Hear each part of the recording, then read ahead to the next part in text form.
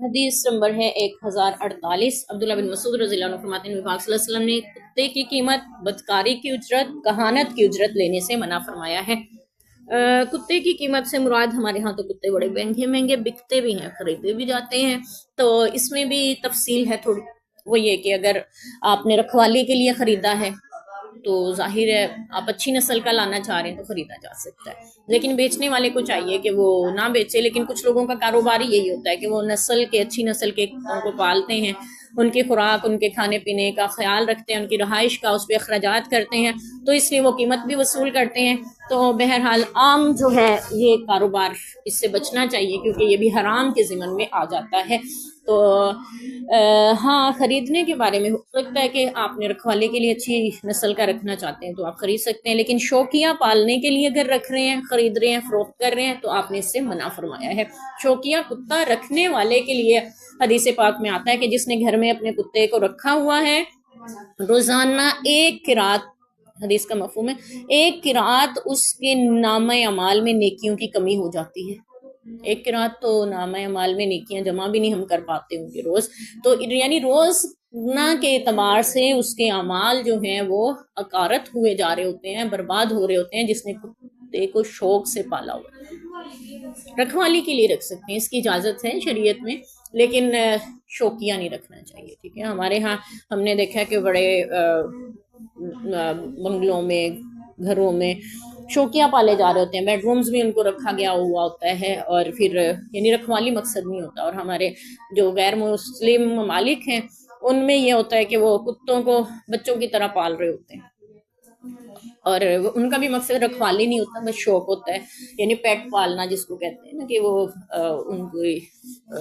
کوئی پالتو جانور اپنا پال رہے ہوتے ہیں، تو اس طرح سے ان کو پالا جاتا ہے، رکھا جاتا ہے۔ شریعت نے اس کی اجازت نہیں دی۔ اور پھر یہ بھی کہ اس کے جھوٹے میں جو ناپاکی ہے اسے کوئی چیز پاک نہیں کر سکتی سوائے مٹی کے، اس لیے آپ صلی اللہ علیہ وسلم نے فرمایا کہ اگر یہ کسی برتن میں منہ ڈال دے تو اس چیز کو نہ کھایا جائے، اسے گرا دیا جائے، اور اس برتن کو 7 بار دھویا جائے اور 1 بار مٹی سے دھویا جائے۔ تو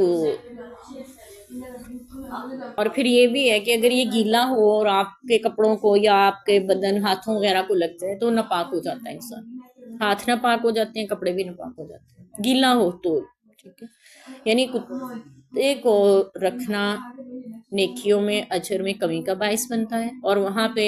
رحمت کے فرشتے نہیں آتے جہاں شوقیہ کتا رکھا گیا ہو۔ کتا اور تصویر دونوں کے لیے ایک ہی حدیث میں آئی ہے وہی کہ وہاں پہ رحمت کے فرشتے نہیں آتے، حدیث کا مفہوم ہے۔ تو اس لیے ہمیں ان چیزوں سے بچنا چاہیے۔ ان کی کراہیت ہے حدیث میں، ہمیں بھی کراہیت محسوس کرنی چاہیے، ان کو ناپسند کریں۔ ہم جب ایسی ویڈیوز بچوں کو دکھاتے ہیں یا وہ دیکھتے ہیں تو وہ پسندیدگی ان کی نظروں میں بیٹھ جاتی ہے ان چیزوں کے لیے۔ ہمیں بتانا چاہیے ہماری شریعت میں یہ جائز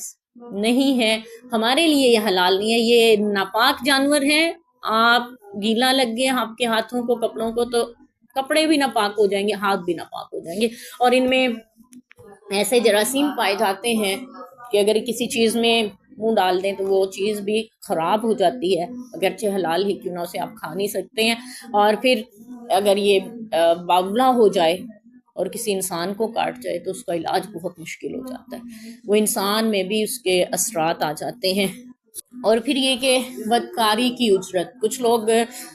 ایسے تھے کہ وہ اپنی لونڈیوں سے بدکاری کرواتے تھے اور ان کی اجرت کھاتے تھے، پیسے پہ ان کو بھیجتے تھے، تو آپ نے اس سے بھی منع کیا ہے۔ اور یعنی یہ انسانیت کی تذلیل ہے، ایسا نہیں ہونا چاہیے، اور اس سے منع کیا گیا۔ اگر کہیں ایسا ہوتا ہے تو اس کو روکنا ضروری ہوتا ہے۔ اور پھر یہ کہ کہانت کی اجرت، کہانت کیا ہوتا ہے؟ جو بھی قسمت کا حال بتانے والے ہوتے ہیں ان کو کہانت کہا جاتا ہے۔ یعنی آپ نے اس کی اجرت لینے سے اس لیے منع کیا کہ لوگ اس کو کاروبار کے طور پہ استعمال کرتے تھے، لوگوں کو قسمت کے حال بتاتے تھے ذائچے بنا کے، ستاروں سے ہاتھ دیکھ کے یا کسی بھی طرح، اور پھر مستقبل کا حال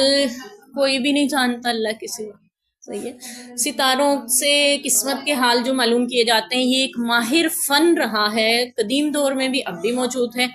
اور اس سے قسمت کے حال بھی معلوم کیے جاتے ہیں، بتائے بھی جاتے ہیں، اور لوگ اس کو مان بھی رہے ہوتے ہیں، لیکن شریعت اسلامیہ میں ہمیں اس کی اجازت نہیں ہے، اور بلکہ حدیث پاک کا مفہوم یہ آتا ہے جس نے کسی کاہن کی تصدیق کی، یعنی غیب کی خبریں بتانے والوں کی، تو اس نے شریعت محمدیہ کا انکار کیا، یعنی پھر وہ دین پہ نہیں رہا۔ بہت سی چیزیں پہلی شریعتوں میں حلال تھی، ہماری شریعت میں جائز، حرام نہیں، حلال نہیں رہی، جائز نہیں رہی، تو ہم یہ دلیل یا جواز نہیں پیش کر سکتے کہ پہلے بھی تو یہ ہوتا تھا۔ یہ علم ہے، یہ نہیں ہے کہ نہیں ہے، اس سے کیا بھی جاتا ہے تھوڑا بہت حساب کتاب، جیسا کہ حضرت ابراہیم علیہ السلام کی ولادت پہ بھی ستارہ کے جو تھے ماہر نجوم، انہوں نے ہی بتایا تھا کہ وہ ایک بچہ پیدا ہوگا جو حکومت کو ختم کرنے کا خطرہ بن سکتا ہے، لیکن وہ روک سکے ان کو پیدا ہونے سے؟ نہیں روک سکے، ٹھیک ہے۔ اللہ تعالیٰ نے جو کام کرنا تھا، اللہ تعالیٰ نے اس کے لیے اسباب پیدا کر دیے، اور ساری دنیا کی طاقتیں اپنے علم کے مہارت کے باوجود اس کو روک نہیں سکیں۔ اور دوسری بات یہ ہے کہ اگر یعنی ابھی علم موجود ہے،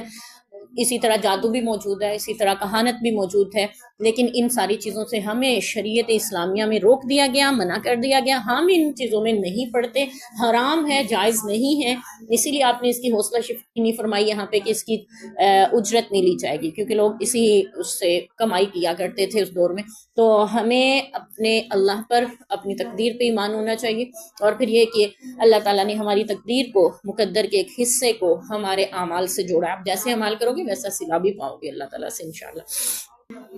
ہاتھ دکھائے جا رہے ہوتے ہیں، ذائچے بنوائے جا رہے ہوتے ہیں، فالیں نکالی جا رہی ہوتی ہیں، تو اور پھر یہ بتایا جا رہا ہے فلاں سال میں آپ کے ساتھ یہ ہوگا، فلاں سال میں آپ کے ساتھ یہ ہوگا۔ یہاں پہ یہ واقعہ بھی ذکر کیا جاتا ہے کہ ایک ایسے ہی کاہن قسم کا شخص بیٹھا، خواتین کو جھٹمگا لگا ہوا، ہر طرف لوگ یعنی خواتین پوچھے جا رہی ہیں، اچھا اس کے ساتھ کیا ہوگا، اس کے ساتھ کیا ہوگا، تو کوئی بابا بزرگ